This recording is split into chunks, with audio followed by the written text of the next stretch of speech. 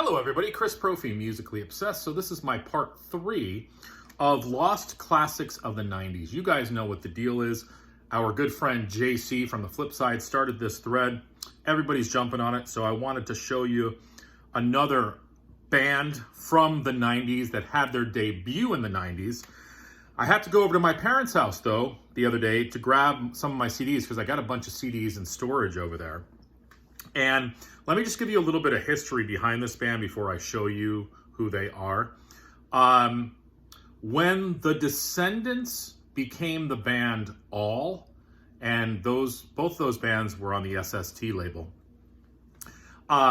Dave Smalley was the vocalist for All for a while, and he was in a band called Down by Law. And then he left All. There will be a test on this. Then they brought in a singer named Scott Reynolds, who happens to be my favorite singer for the band All.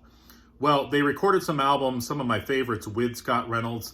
Scott Reynolds left, and then he formed this band in 1995, and I'm talking about the band called Goodbye Harry.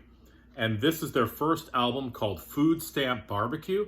This came out in 1995 on the Cruise label, which is a sister label to SST.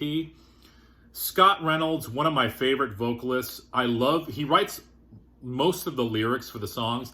Witty sense of humor, great lyricist. He writes music that is in the punk vein, but he also uses jazz chords and kind of melodies and arrangements that you don't typically hear on punk albums. And that's why he was my favorite vocalist for All. And I followed him with this album, Goodbye Harry. And of course, this is their debut. I believe they only came out with one other album in 1996 called I Can Smoke.